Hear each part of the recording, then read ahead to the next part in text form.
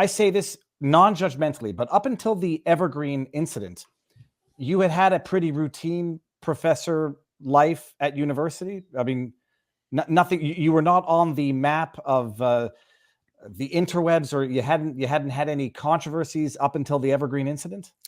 That is not the case, this is why you asked the question, is that it doesn't have a straightforward answer. The fact is, I polarized my department in graduate school, and I had also had an incident in college that few are aware of, but definitely foreshadowed what happened to me at Evergreen. So in college, as a freshman, I was not rushing a fraternity. It wasn't my style. I was at the University of Pennsylvania, but my next door neighbor in the dorm and a good friend of mine was rushing a fraternity, and one day he talked me into going to a rush event, which I was reluctant to go to, but he correctly pointed out that I didn't have anything to do, and I was probably not going to get around to doing the reading that I was supposed to be doing, so why not? I went. There was an incident. I brought the incident to the attention of the paper, thinking that it was important, and there was a scandal that broke out after this, and it polarized the campus. So there is an argument to be made that one of the things I do is polarize places, and my feeling is that's not a bad thing if they polarize correctly. In other words, if the people who are actually honorable end up respecting you, then it doesn't matter that you create a whole lot of enemies. That's more or less, it means that you're having an effect. What was the nature of the incident? Not to get into details, just an idea.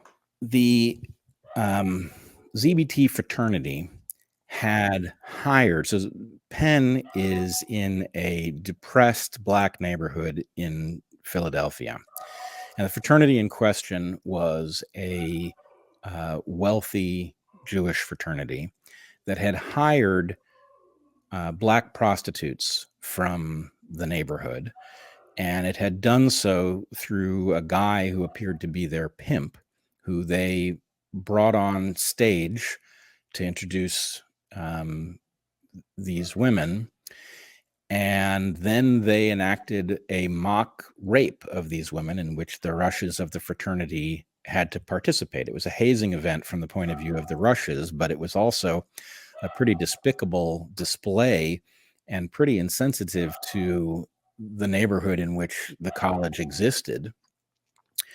And I thought that the fact that these organizations were privileged, had their own judicial system, for example, on the campus, had the nicest real estate that was available on the campus, and were behaving in this way that reflected badly on the rest of the school, would be significant to people. When I went to the paper, and again, this foreshadowed a lot of what I saw after the Evergreen incident and a lot of what happened over COVID, but the press botched it. The story they published ultimately, because the fraternity members were unwilling to comment, and they told many different stories about what had happened that night, including that there was a chess tournament and other lies. But the paper reported that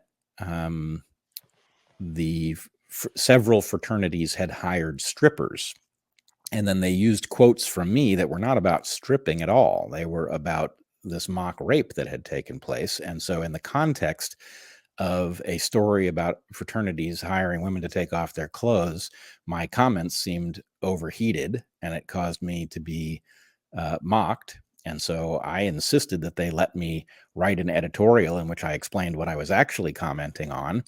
And then at that point, I became, I guess, public enemy number one for the first time in my life, because I was revealing a deep, dark secret of the fraternity system, which ultimately got that fraternity banned from campus for a year. But in any case, so that is a story in my past. No, it is not the case that I was that my life was uneventful until Evergreen. It was eventful, but yes, the events have changed scale.